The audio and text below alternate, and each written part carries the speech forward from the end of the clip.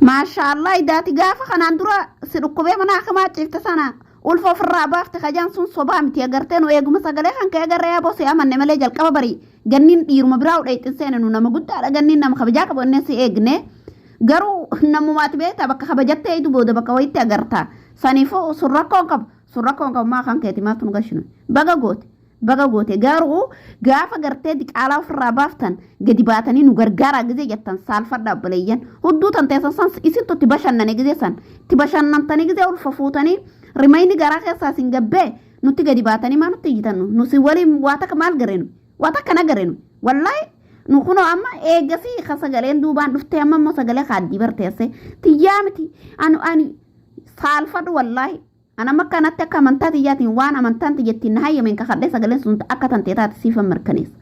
Tasanirraa hafte hogguu ol jaatanii ofii teessanii fataa jettanii diqaalaan garatti sinafee gadi baatanii ofirraa baaftanii mana akimaa ciciiftanii achi sawwaranii barinumaanii dhukkuba jambar kanaan dura wallaahi hijibdoota jechuu ulfa guurtee yaatee ulfa abbaa meeqaa walitti funaantee fuutee ofirraa yaaftee nu dhukkubaa nu gargaaraa Oromoo.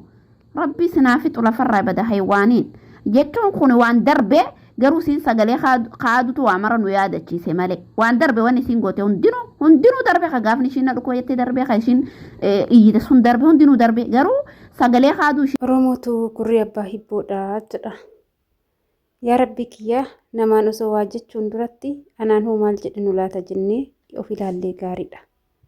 Egaa akkuma dhagaa jirtanii ganniin yeroo darbee baay'ee dhukkubsattee mana yaalaa galtee waan itti yaalamtu dhabdee na dhaqqabaa Oromoo koo jettee namoonni hedduun keessattuu yemadaan qimamoochanii hedduun isaanii ganniidhaaf rifatanii waan qabnurraa shilingii isaa ta'u sumunis waan qabnurraa jechuudha waan argannerra waan mana madaamitti distii dhinnee hojjennee argannerraa cinaa dhaabbanneerra jechuudha baay'een keenya.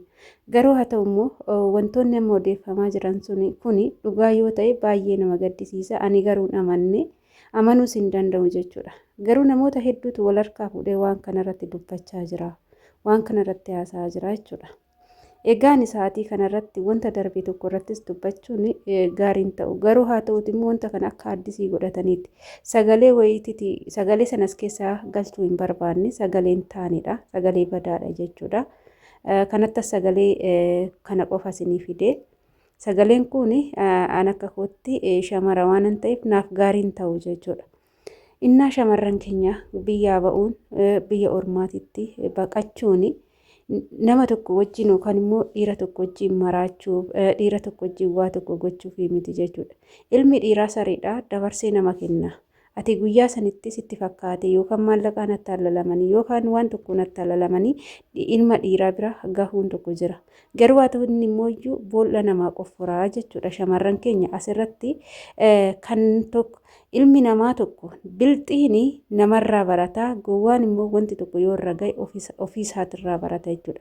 Muudannoowwan akkanaa shamarran irra ga'aa jiru kanarraa kuuwwan keechaa warroonni duuba jirtan tasa wanti akkanaa akkasiin qunnamu yoo ta'e sirriitti of irraa of eeggannoo godhadhaa. Akkuma beekamu ganniin duraan Joordaan hojjechaa turte jechuudha. Gizee Joordaan hojjettu sanii namni maqaa ishii dha'u hin jiru, namni maqaa ishii balleessu hin jiru. Hojii mana madaamii ishii yoo fixxee tiktookii ofiitirra kortee taphachuu, laayivii seentee taphachuu malee waan biraa miti jechuudha. Gizee tokko namatti fakkaatee waan tokko gochuun hiriyyaa tokko jettuun hiriyyaa tiyya dabarsitee nan kennitu jettee nama tokko abdattee gara tokko deemuun baay'ee nama miidha jechuudha. Yoo danda'ame biyya ormaatitti nama abdatanii osoo hin taane manuma madaamii abdatanii waan carraan ofiin irra nama buuse abdatanii biyyaa deemudha. Gizee sanitti ganniin kan abdattee garas dabartee tigisti jechuudha. Tigisti garuu osoo hagamuun turin gaafa ganni qaamaan argiturraan itti jijjiiramte sababni ishiin itti jijjiiramtellee ifa ba'ee jira boodarra jechuudha. Bifa ishii gurraachummaa ishiiti namni uumaa waaqayyootiin namatti jijjiiramu ani diimtuudha ani akkasiidha jedhanii uumaa waaqayyootiin namatti jijjiiramuun immoo kun sirrii miti jechuudha. Innaa nama biraatti taate jechuudha. Tigisti ganniin gizee kanatti kophaa ishii taate kaan jettee hojii ishii jabaattee jalqabde hojii sanirrattis immoo oduma hojjechaa jirtu balaan ibiddaatti ka'ee suuqii san jalaa gubee kan ittiin kaate san jalaa gubee waa baay'ee ishii miidhe isas keessa dabartee deebitee ni dhukkubsattee mana yaalaa galte amma dubbiin bakka dhukkubsattee mana yaalaa galte san jira ganni dhuguma amma ulfa ofirraa baasuu fi gizee san na gargaara nan dhimama jettee akkuma dhageechan baay'een keessan ka ganni yeroo sanitti akka onporoshinii taatuu fi anjattirfii godhatteedha kan dubbachaa turan ani qaxxituma qabatamaan immoo nama anjattirfii godhatee argeen jira jechuudha. Anjattirfiin yeroo namaaf hin kennu qaxaroo namaaf hin kennu. Anjattirfiin dhukkuba lafaa namatti dhufuu miti jechuudha. Dhukkuba tasa yookaan aarirraa namatti dhufaa yookaan immoo nyaata tokko kan nyaata ho'aa baay'ee danfaa ta'e tokko yoo nyaatan irraa namatti dhufaa. Ani qabatamaan nama anjattirfii qabame gizuma san mana yaalaa geechanii dafaniin purshinii godhan malee namni kun hin du'a jedhame dhugaan siniin jedha guyyaa tokko keessatti guyyaa lammataa purshinii ta'e jechuudha namni suni. Innaa kanaafuu sirriitti hin beeka yeroo kana kan ganniin anjattirfii godhatte jedhanii waa baay'ee dubbatanii. Garuu purshinii san taatee hin taane natti fakkaata. Erga anjattirfii godhatte purshinii odoo hin ta'in akkamitti mana yaalatii ba'uu dandeecha kan jedhu anatti immoo gaafii ta'ee dhukkuba ishiitti gara biyya biraatitti jijjiirame kan jedhu gaafii natti uume jechuudha. Sababiin isaa anjattirfiin osoo purshinii hin ta'in sanuu turanii qaxaroon osoo hin taane daddafameeti jechuudha. Inna akkasidha.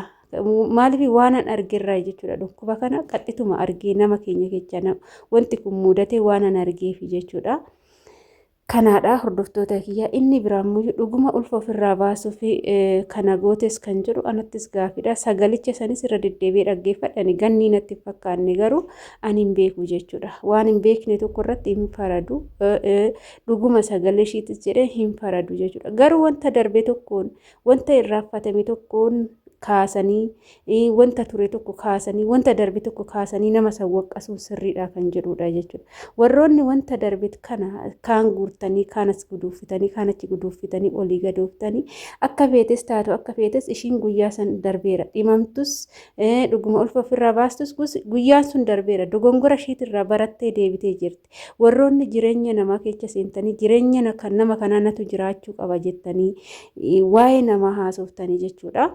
Amma ganni saadii kanarratti hojii ishiitti hojjetachaa jirti waa'ee namaa dubbachaa jirtu yeroo tokko sagalee namaa taati malee hojii ishiiti malee nama qeeqaan jirtu nama arrabsaan jirtu kan maal ta'u wanta ture tokko kaasanii maqaa namaa balleessuu kaan walitti guduufanii kaan walitti fidanii maaluma warra miidiyaa kanarraati jechuudha. Ani garuu wanti ture tokko bu'aa siin qabanatti fakkaatu har'aa kaleecha akkas goote jedhamee dubbatamees faayidaa siin qaba jedhamee ani hin beeku jechuudha. Inna abbaan waan ta'eef beeka abbaan waan dhukkubsateef beeka fayyitee jirti baga fayyitee osoo duute illee yookaan namni maqaa ishii kaasu hin jiru garuu waanuma jirtuu fi nama jiru maqaan isaa ka'a akkas hordoftoota kiyya isin immoo waan jettan hin beeku ani kan natti fakkaateen dubbadhe egaa viidiyoo kiyya immoo asumarraanan goolabaa turtiin wajjin gootanii bulfaadhaa galatoomaadha mana kana laayik sheer gochuudhaan gara maamila keenyatti dabalamaa nu jajjabeessaa isiniin jechuun affeerraa kootiidha.